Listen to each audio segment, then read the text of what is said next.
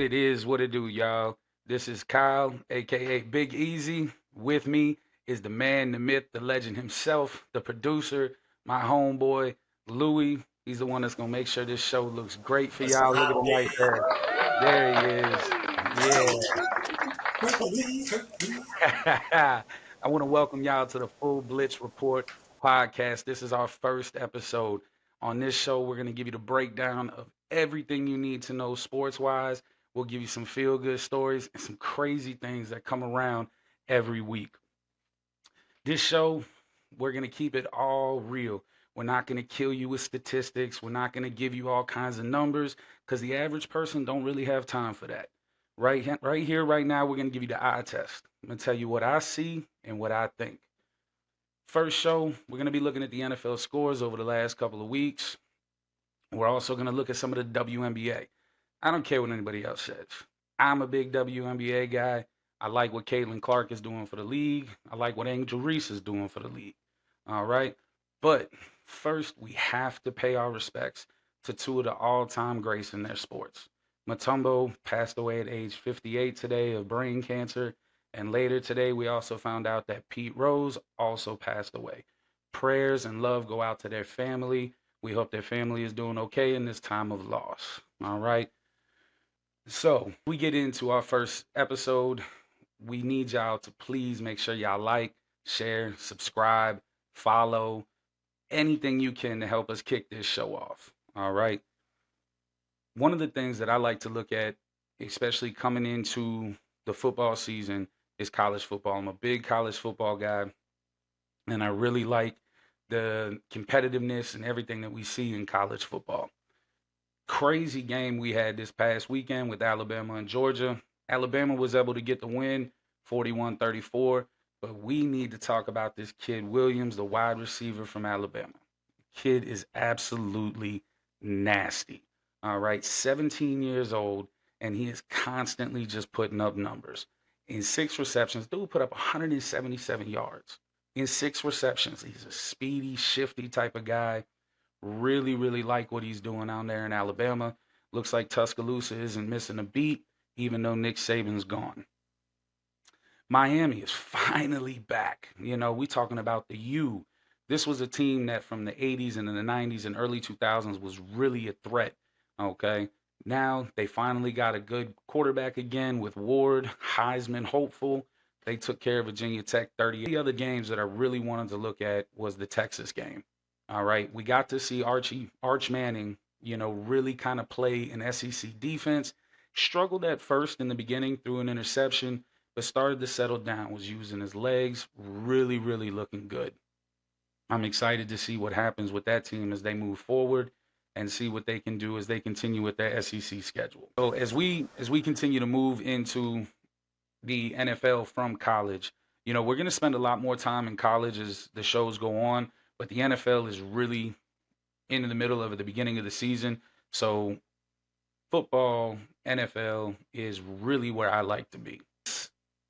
Funny that looking into football, one of the things that we're seeing is these offenses that were supposed to be high flying and really moving around are kind of struggling this year. Two of those offenses is Denver and the Jets. They just played each other. Both offenses really did struggle. No offensive touchdowns for the Jets, only scored 9 points. And Bo Nix is really trying to struggle finding his way through the NFL, which was kind of expected when you look at the fact that he's a smaller guy and he did have some accuracy issues when he was at Auburn, kind of cleaned him up when he got to Oregon. Now here he is. I think Sean Payton was kind of hoping he was going to be one of those Drew Brees type of guys. I really don't see it, but we'll see what happens as they continue to grow and as that offense hopefully continues to mesh well. The big team I think is surprising everybody is Minnesota, just starting off 4-0. Sam Darnold looks phenomenal. Everybody said, a quarterback bust can be a bust at a bad franchise, and I really think that was the case with Sam Darnold. Sam Darnold, since he's been in Minnesota, has been just lights out. He went 20 for 28, 275 yards, and 3 touchdowns. Now, he did have the one interception, but it's expected. You're not going to go a whole season without any interceptions. I think Green Bay made a mistake by bringing Love back. I think Malik Willis was really playing well. He played well the week prior against his old team, the Titans. And I didn't quite understand the need to rush Love back. I think that Minnesota defense was just going to be really tough regardless of who was behind center. And I think rushing Love back, potentially hurting him worse, was not the right move from LaFleur. But as the season goes, we'll see what that team can do. Green Bay came into the league or the year with a lot of, you know, anticipation, and they also came in with a lot of expectations. But we'll see what happens there. Philly and Tampa, man, I'll tell you what, that Tampa really just trounced Philly 33-16. Jalen Hurts is struggling. I don't know if it's because he's missing Jason Kelsey, who did a lot of the calls for him last year. A lot of people don't realize how intricate it is to be a center and to make calls when your quarterback is maybe a little younger or just not really in tune to doing that. Now it's all on Hurts. Hurts has got to see the blitzes. He's got to read man or read zone. He's got to make these coverages. He's got to get guys lined up properly because Kelsey's not there to do it anymore. And we're really seeing difficulty that the Eagles are having doing their tush push without Jason Kelsey. He was an anchor. And when you don't have that anchor anymore, it's just really, really, really difficult to get push in the line. And it's you're seeing a lot of those struggles. So we'll have to keep an eye, see if maybe they can get their, mojo back because they were, they were a good team last year. They ran into some issues later in the season. So we'll have to really see what happens with Philly. Bouncing to the NFC South, you got New Orleans and Atlanta, and New Orleans started the season high flying. The offense was all over the place. Everybody was just really kind of flying around. Defense was playing well. You have some injuries. We saw, Matthews go out late, and New Orleans, was unable to get the win. They lost 26-24, but Kirk Cousins is just kind of looking like a subpar game manager. And the questions are going to start to build even with them winning this one of when do we put Penix in? And I think that that's going to be something we really start to, see as we get later into the year if Kirk Cousins isn't putting up the numbers that he needs to put up because 21 for 35 for 238 yards and one interception, it's not going to do it. It's just not going to do it. If not for that special teams touchdown, New Orleans probably pulls it out. And when you pay a dude $180 million a year, they really expect you to kind of put the team on your back and lead them to a victory when they need to have it. So it's gonna be funny to see what Atlanta does at their quarterback room later on in the year. New Orleans, they gotta stay true to who they are. They wanna throw the ball with Olavier, with Raheed Shaheed, Alvin Kamara, get behind that offensive line, let Carr make smart decisions. They have to stay with that. They can't get ahead of themselves. They can't do anything crazy. When they stick to who they are, I think the Saints have a good chance to possibly, compete for the division. It's gonna be tough because, like we talked about, Tampa's something else. Baker Mayfield is gonna make it hard for New Orleans to go ahead and try to get ahead in that division. Baker looks good, and going 30 for 47, 347 yards, two touchdowns. I mean, he's playing with swag. When Baker plays with swag, we saw in Oklahoma, when he plays with swag, that's a bad dude. It's a bad dude on the football field. So it'll be interesting to see how that team progresses. And when you have a guy like Mike Evans, 10 straight 1,000-yard years, I mean, it's almost just like go get it. And you got your speedster with Godwin. That team is really built to win, and the defense plays fast. They swarm to the ball. I mean, that team is going to be pretty difficult to beat as we go forward into the year. So we'll have to keep an eye out with whether or not Baker continues to play with that swag, and if he does, it's going to be, I think it's going to be a good year for Tampa. So we'll pay attention to that one. A game that I was interested to see, being a Titans fan myself, I really wanted to see how Houston did against Jacksonville because divisional games are always tough. And of course, it was. Now Houston did get the win, 24-20.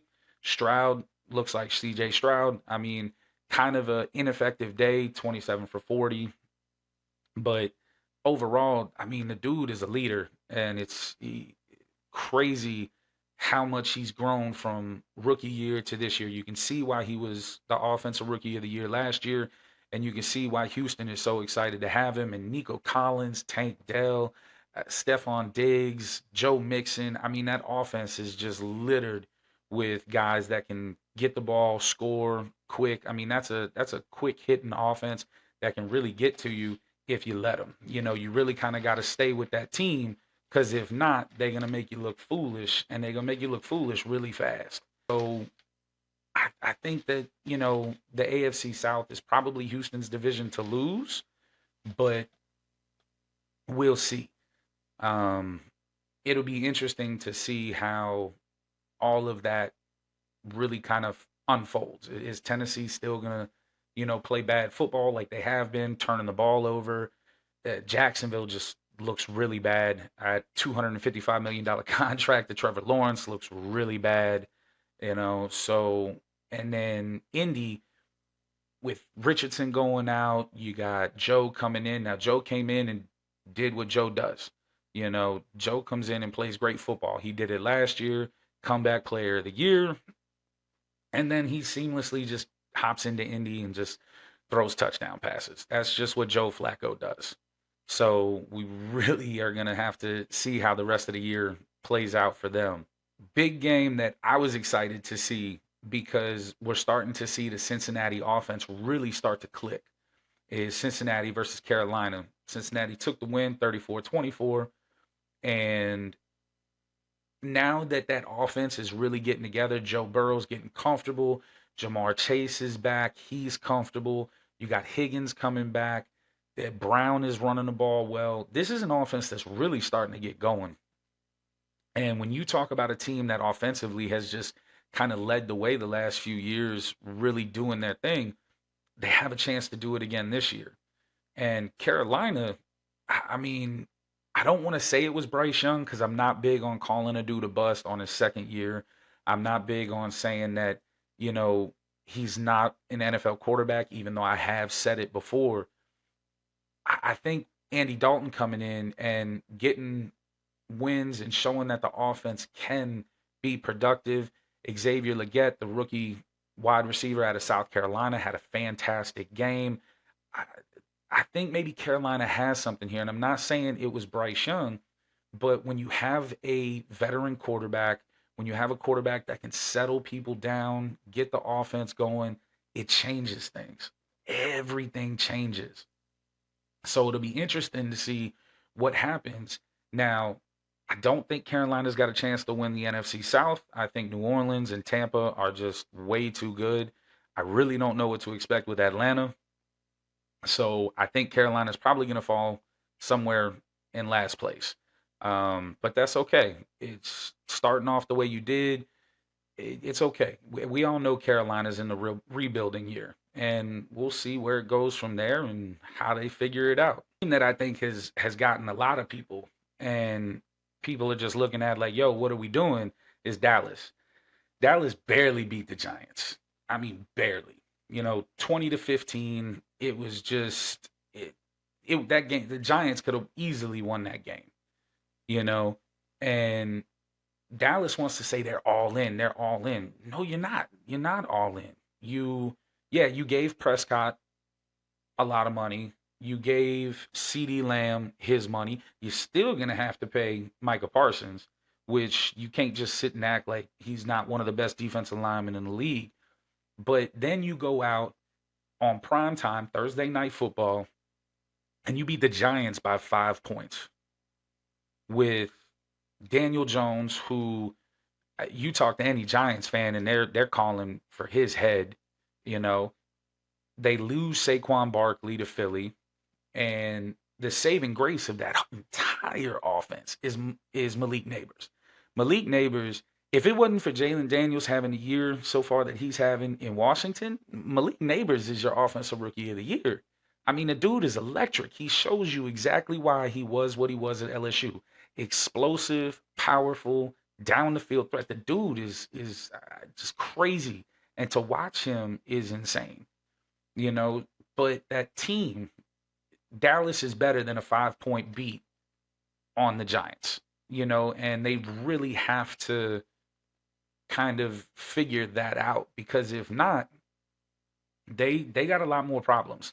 Because Washington 3-1, they coming. Jaden Daniels ain't going nowhere. The NFC East is not the Cowboys division to win anymore. And it's it's time for Dallas to do something. It really is. Just I don't know what they can do. We'll have to see. But uh, man, the Giants just being that kind of mid-grade team that they are, they need to do better. They need to do better. But I don't know why, but my radio lately, I have been getting a lot of Ja Rule music. Like you remember in like the early 2000s, Ja Rule was everywhere. Like Yeah. he was everywhere. It's word up. Yeah, man. Like he was, bro. And when I tell you I love the Fast and the Furious movie, one of my favorite parts about that movie is when he's racing and he's like, Menage. It's just like I love that, but I don't He know starts why. screaming in the car, no! And he fucking No. loses the race. But I just yo, Bald I ass mean, head. and it's crazy because he was everywhere. Like Ja Rule, like 50 Cent really did him like 50 came around and Ja Rule just disappeared.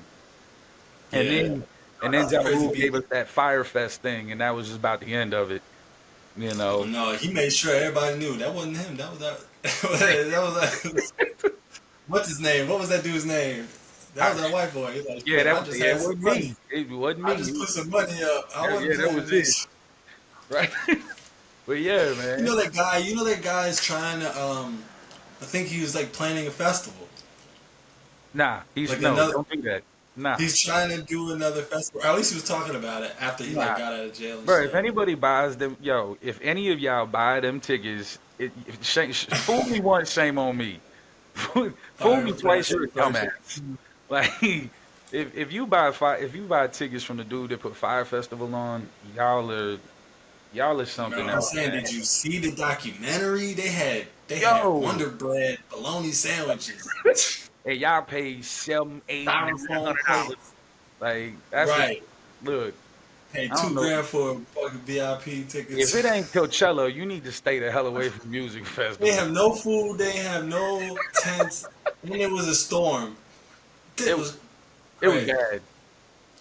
It was bad, man. Speaking of storms, bro, you should have seen the way Jaden Daniels really came in and just tore Arizona up, bro. At a 42-14. This I dude, didn't like see I that. said I earlier, checked again. hey, if you ain't checked out Jaden Daniels yet, you need to. Rookie quarterback out of LSU, second pick. Everybody should have said he should have gone first, but you had the draft people, you had all these executives, everybody was all over Caleb Williams, number one pick to Chicago, out of USC. Good quarterback, don't get me wrong. Got the W, against the Titans in week one, but Jaden Daniels is on a whole other level. You know, if you haven't watched him, you have to watch this kid play. He is exciting. He is just there for his team. He is willing to do whatever he needs to do. And as of right now, he's surefire offensive rookie of the year. Surefire. There's no question about it. There's nobody even close to him. Maybe Malik Neighbors, but I don't ever see them giving the award to a wide receiver over a quarterback. He just looks phenomenal. He looks in control of the offense.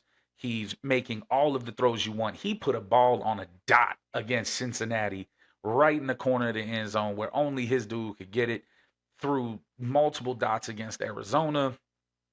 Jaden Daniels looks like he's trying to, take the Commanders organization from where they were at with all of the nonsense with Dan Schneider and everything like that. name changes, everything. Daniels looks like he's trying to put it all to bed, and I really hope he does. I hope really all the success in the world for all the players that get drafted and come into the league. And then you got guys like Drake May with New England who gets to sit behind Brissett and really learn. You know, New England had a tough time. They came up against San Francisco. You got Brock Purdy, you got Mason, you got Ayuk, you got Kittle. I mean that team is a hard team to come in and beat. And I think New England is already exceeded any expectations that they had for this year, at least from the outside. I know the organization always expects to win. They have a history of winning, but Drake May is getting to be able to sit behind a veteran quarterback who's won in the league. People forget that, Brissett has done well in the league for multiple different teams. So Drake May really gets to sit behind that and learn. He gets to learn how to read coverages. He gets to learn how to control the offense. And I think that's only going to help New England down the road once May gets on the field. And as that happens, I think New England's probably going to find themselves right back in a situation. I'm not saying Drake May is Tom Brady. Nobody come for me. That's not what I'm saying. All right. What I'm saying is that when you give a young quarterback the opportunity to learn, you're allowing him to put his best foot forward. And I think for them, that's going to be instrumental. When you look at teams like the Chargers going against Kansas City this week, lose 17-10, and Herbert, who came in, had a lot of expectations. Yeah, his numbers are okay, but the team hasn't really done anything. And I think that he is an example of what happens when you take a young quarterback who probably needs to learn a little bit more, and you put him in a situation where you've put him out on the field and he's maybe not quite ready. You know, I mean, look at it. You had Brady sat behind. You have had quarterbacks that have sat behind other people and played really well. Not everybody's going to come in and just light it up. It doesn't happen. I mean, hell, Patrick Mahomes sat behind. And look, we talking about him being the greatest of all time potentially. Now, he's not playing like it this year, but that's okay. He does have the 6 interceptions. I think he only has 4 touchdowns, uh, just over 600 yards. So he's not really playing all that well, but that team is still winning. The team is still 4-0. Chris Jones leading that defense. That defense looks phenomenal. And when you have somebody like Chris Jones who can really come in and just disrupt any offense with the way he just pushes offensive line back is always going to help. And they lose Rashid Rice, potential torn ACL. We're still waiting, to find out what is there. It was reported that he had an MRI done earlier this morning, as of Monday, and we're going to see what happens from there. They're hoping they're still getting more tests done. They're hoping that it's not a torn ACL, but they're preparing for the worst.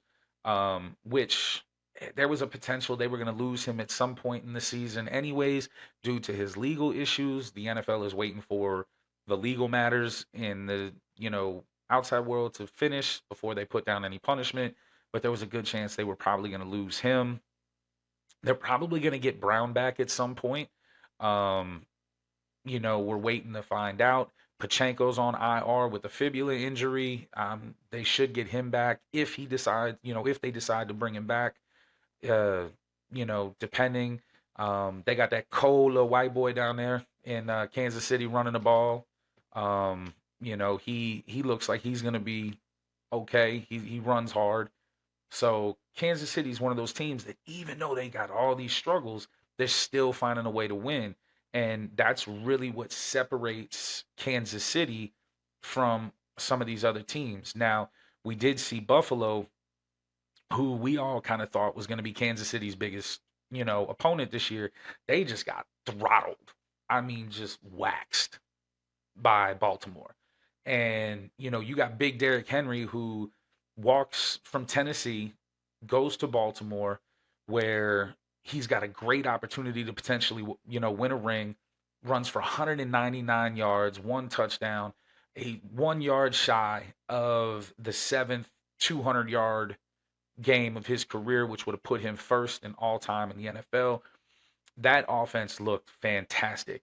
That is the scary, scary just mechanism when you have Lamar Jackson, Ricardo, I can't remember how to say his name. Don't kill me, y'all. The fullback, number 42, in Baltimore, and then Derrick Henry. That I mean, those two alone, that's 540 pounds of just dog. I mean, just straight dog coming at you. And then you got Isaiah Likely in the tight end, who is really a very versatile tight end. The dude can block, he can catch, he's a very good route runner for his size. You got Flowers, Bateman. I mean, that that that offense is just again is riddled with people that can make plays at any given time. And then you look over to the defensive side, and that defensive side still has Queen. I mean, it's going to be crazy, to see what happens with that team. Baltimore is definitely going to be the team that is probably going to uh, challenge Kansas City in the AFC. And I don't want to leave out Caleb Williams. We talked about Jaden Daniels. We talked about Drake May. We talked about Malik Neighbors. A lot of the star-studded offensive rookie class. And we do got to talk about Caleb Williams. Caleb Williams getting the W against the Rams. Now, the Rams are depleted from injury, but that's okay. He still went out and had his best game, of my opinion. I think he looked the best. I think he's possibly finally starting to settle down, which will be good for him because it's not like Caleb Williams isn't a good quarterback. Caleb Williams is a fantastic quarterback, and I think he will be in the league. I do think Jaden Daniels is the better quarterback. I'm happy Jaden Daniels went to Washington, which is surprising to say. I just think that's a better fit. Chicago's got a bunch of really good offensive players too. They got Swift. You have Rome Odunze. They have I can't remember their other wide receiver. I got too many names in my head right now. And that happens, man. I just lose things, and sometimes they come back, sometimes they don't. But overall, it was a really good week of football. A lot of good games from Thursday, even though Dallas should have won by a hell of a lot more, it was still good football. Monday night, as we're doing the show right here, right now, we got two games on. You got Tennessee and Miami. Looks like Tennessee's finally going to get their first win of the year. Thank God. Me being a Titans fan, Jesus, looked so bad over the first 3 weeks. Finally get a dub. And then you got Detroit beating up on Seattle right now. Seattle's trying to make it a game. We'll see what happens with that. And I, I think Tennessee is one of those teams that they are better than their record shows. I think Will Levis is really part of the problem. He just makes way too many mistakes. I mean, Mason Rudolph comes in for us tonight, and look at this, the first time in I think it's like over 1,000 days that we scored 30 points or more. So Will Levis is young, but he turns the ball over too many times. He has 10 turnovers in the season so far. We're 4 games in. He's got 10 turnovers. Now Miami is without Tua, which is a topic that is just crazy to me. I don't understand how somebody that's had the amount of concussions that he's had, and not just concussions, but he's been locked up on the field. If y'all don't know what locked up is when your hands lock up on you, on like you just go stiff. That dude's been locked up like 4 times.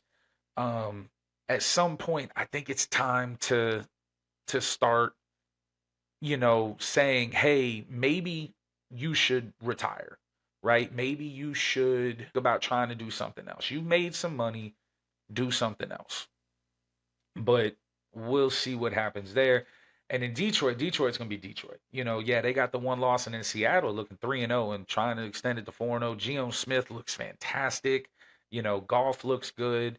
I mean, that's just both of those teams. I think are going to really surprise a lot of people going forward, and I think the NFC West is going to be a pretty pretty good division. With Seattle looking the way they do now, not everybody in that division is fantastic, but you do have the 49ers in that division, so that's going to be interesting. And then you have the NFC North with Detroit that's got Minnesota in it. And again, Minnesota being 4-0, Green Bay, even though they lost to Minnesota, still looks like a very good team.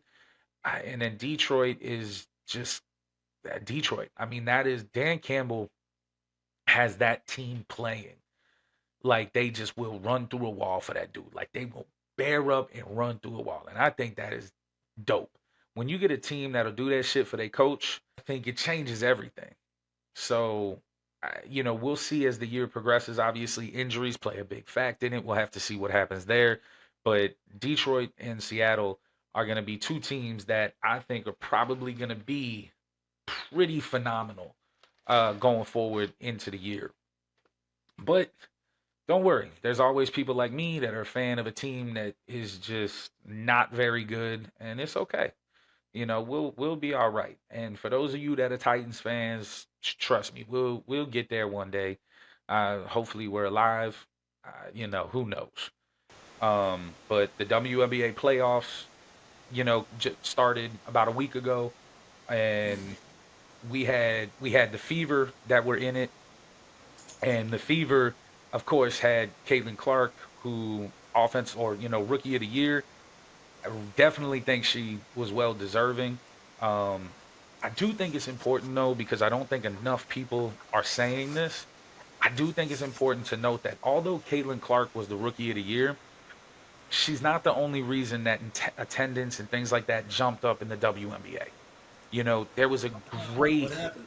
it people kind of took the Caitlin Clark and Angel Reese thing and made it into a kind of like a hateful thing. When in reality, the way I viewed it, and I don't know if anybody else in basketball or anybody else that watches basketball or anything else viewed this, but I looked at Caitlin Clark and Angel Reese like the WNBA's Bird and Magic Johnson. You know, both of them come into the league, ultra competitors, very good at what they do, and they tore it up. And both Caitlin Clark and Angel Reese were doing that. Angel Reese, broke records for rebounds on her team, WNBA. Caitlin Clark with assists, three pointers. They were tearing it up. Now, Angel Reese got hurt late in the year, which hurt her chances of getting the rookie of the year.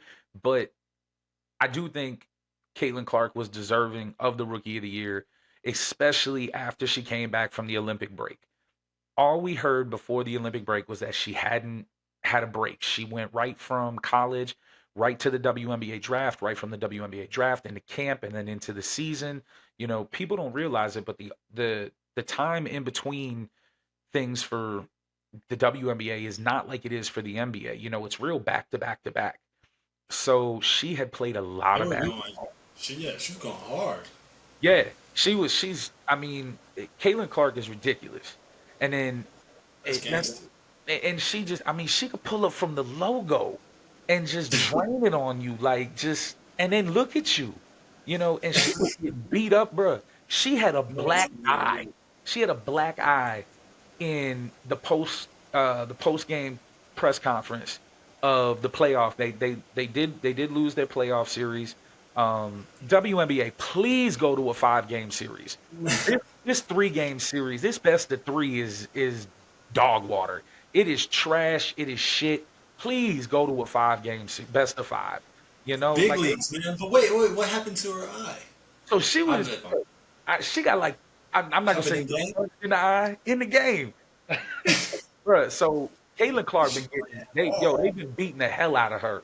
They welcomed her to the WNBA hard. But She's with still taking all it to the credit to her, game. she took it. She was a great professional throughout the entire year. I'm really looking forward to seeing what the Fever do next year. I'm looking forward to seeing what the Chicago Sky do next year. Angel Reese is going to come back. I do want Angel Reese to get better on the offensive side of the ball. She did get a lot of rebounds, and yes, people are correct. A lot of those rebounds were off of her misses, right? And that can't just be taken away. But at the end of the day, you still got to get the rebound. You still got to put the work in. So stop discrediting Angel Reese simply because they were missed shots. She still had to get the rebound, y'all. And she's only going to get better. She was a rookie. She is only going to get better. And it's amazing because as these two players grow, the WNBA is going to grow, you know, and it is because of both players. Batman and Joker, you have the good and the bad, but it's not good and bad. It's just two great basketball players. Like I said, I equate Caitlin Clark and Angel Reese to Bird and Magic. Put whatever one you want where, that's on y'all. Okay. But what the attention that they're bringing to the game, the attention that they brought to their teams, like you can't discredit that. You can't act like that's not happening. Okay. And be excited. Like be happy for women's sports. Like stop saying it's not entertaining. It's not. Yes, it is. It is entertaining.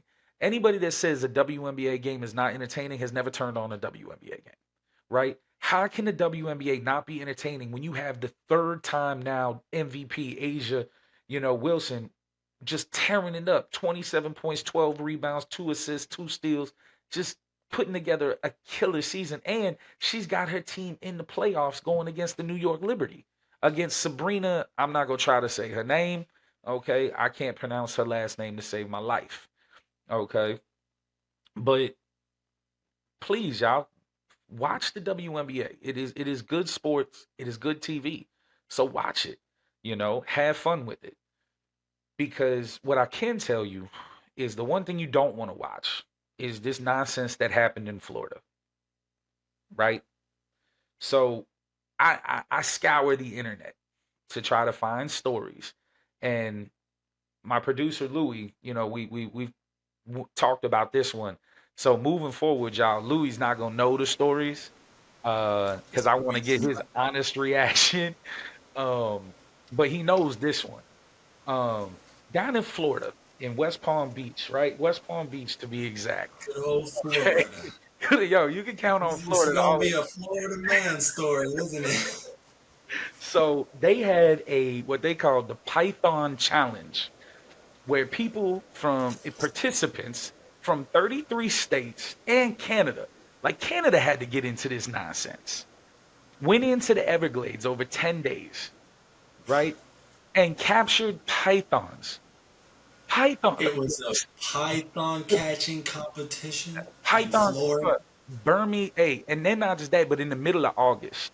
So not only could you possibly get eaten by a snake, a damn alligator, fall in the marsh pit, but you could die out there. Man, it is 195 degrees in He Florida. was out there in the And swamp. you, Oh yeah, and you out there. Florida humidity is Nigga, 500%. bruh, they said this man caught 20 pythons, right? 20. First off, I'm not going near one. Oh, Okay. I'm not going. So I don't 20? look, 20. Big, I don't give like a damn. full size pythons. Bro, it could be a foot long, and I'm not going nowhere near that damn thing. What kind of pythons are they?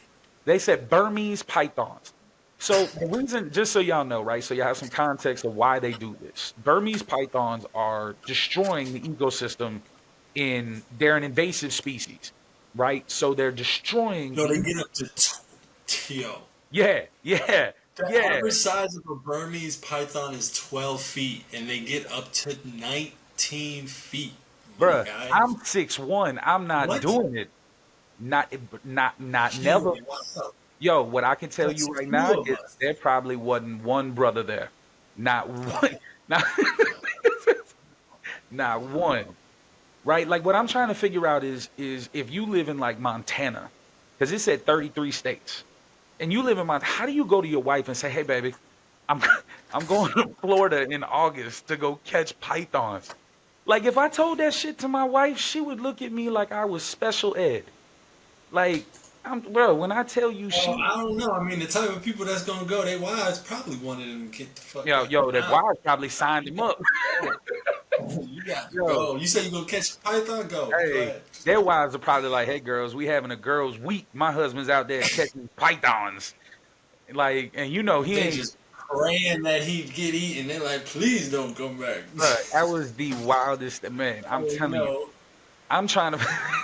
Like, what's crazy is we gonna see that on ESPN the Ocho in like a oh, year. this is a whole legit. Like, they got a website. Oh yeah, yeah. So apparently the dude that FLLPython.com. won this year, he won 10 bands, right? So yeah, if y'all need quick cash and you ain't scared of snakes, go try to catch some pythons next year. But there was like Oh, 800 they got participants. required online training before What? you participate. What online training gets you ready for a fucking So you snake? don't get ate the fuck. You don't get snatched up by a python. What you gonna read that's gonna help you not get snatched up by a 19-foot by an anaconda? Like what is You will. Well, you'll learn how to follow a designated two-step method in order to kill them humanely. oh, to kill them So humanely. Yeah, there's click that. boom.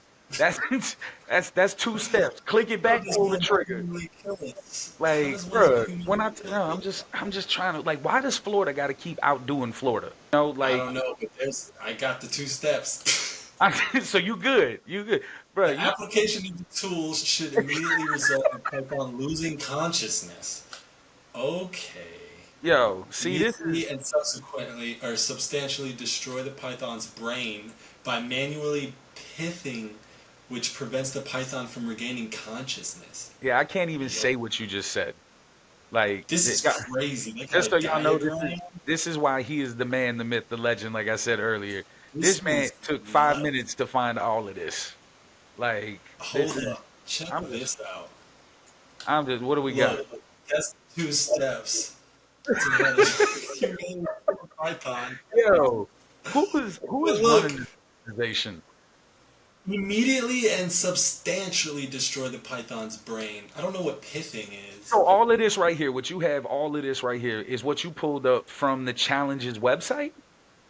Yeah, look, there's a website, Florida Python Challenge flpythonchallenge.org. Hey, I But mean, look, look, they got a diagram. Look, if you didn't know, that's if where the brain yeah, was. if you didn't know, now you know. Okay. Hey, look. Hey, real talk. This is Congratulations to the crazy. winners down there. Good job, y'all. Okay, way to try to keep Florida from the invasive species of the Burmese pythons, but y'all just keep Yo, being Florida Caucasian. get busy, yo. They Yo, not playing Florida, no games out there. Florida don't play. But typically at the end of every show, we would like to give a positive vibe story, something to make you feel good, something to make you happy. But on our first show, and with in light of the recent events, we would like to take a minute and turn some attention to the people that were devastated by Hurricane Elena in North Carolina, Tennessee, Georgia, Florida. If y'all Yeah. haven't already and y'all have an opportunity to, please donate. If you have any friends or family up there, please check on them. Hurricane Elena devastated a lot of states. Atlanta flooded, dams in Tennessee and North Carolina broke. There are still people without Yeah, power. it's flooded all the way up to North Carolina, man. Yeah, I mean, That's it the whole flooded. coast, right? Yeah. So there were parts of I-40 in Tennessee when the dam broke in Tennessee that completely were gone. I mean, just parts of the highway just gone. Uh, whole towns, just absolutely rocked by Hurricane Elena. So if y'all haven't already, take an opportunity to reach out, donate. Is it Helen or Helen, I think it was Helena, but it might be Helen. I I am from think it's Louisiana, y'all. I can't read. It's tough, but yeah. It's bad, man. yeah, All it's over. rough. So please make sure to reach out to your fellow American and make sure that the people up there are okay, because that was a pretty nasty situation, and we hope all of the families that are still there are getting the help that they need. and hopefully people are stepping in to bring water, food, clothes, shelter, anything that they can to the people in need. Yeah. But listen, y'all. I already called my people in Charlotte, checked on my family. They're in Charlotte, North Carolina, and South Carolina. Yeah, absolutely. South Carolina got pounded too. Yeah, Um, they were without power for a few days. I think they yeah, might yeah. not. There are parts of Places. Tennessee and North Carolina, I think South Carolina as well, that are still without power. Yeah, You yeah. know, and anybody that lives in the South, any of y'all that listen and watch the show from the South know August, September, even going Yeah, into hurricane October is not the season time. was real. Yeah, it's real. But I'm glad I escaped that shit, boy. Woo! yeah, but you I'm out out here on the West Coast, so yeah, but you we out in don't get California hurricanes on now. this side of No, the y'all just got globe. earthquakes and the whole damn state might fall off the I've damn. yet to feel one, man. I've been here for over 2 years now. I haven't experienced an That's all right. earthquake yet. Let me come over there and jump from a I go decent distance. wood. I bet you my big ass will cause an earthquake. It's just sun and good weed. I hate you. I hate you so much. Y'all, listen, this is our first episode. We gonna get better. I'm gonna get better. Rock with It was us. Work fine. You with were good. You were great. Yeah, yeah, yeah. Phenomenal. Where's the do the Phenomenal. play the clap? I should Yeah, have yeah, the control. clap. Yeah, there it is. Yeah. We If y'all did can't it. if y'all can't tell, that's my favorite button. Um, but It's the look, only button you please can make use. sure y'all are liking, sharing, commenting, subscribing, interact with the show, share the show.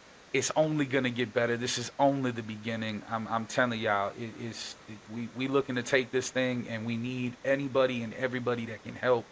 So please rock with us, like, share, comment, subscribe. So Yeah, if you listen, if you made it, if you tuned in and you made it this far, then you have officially started to set off on this journey with you us. know what So I'm we saying? You are a appreciate. fan of the Full Blitz Report Yeah, you are podcast. officially a fan. You are So officially a fan. And if you it's follow only us, gonna get better. Like you said, go ahead. if you follow us, Instagram, Twitter or X, whatever it's called, uh, TikTok, we're gonna be getting all of that stuff out there for y'all.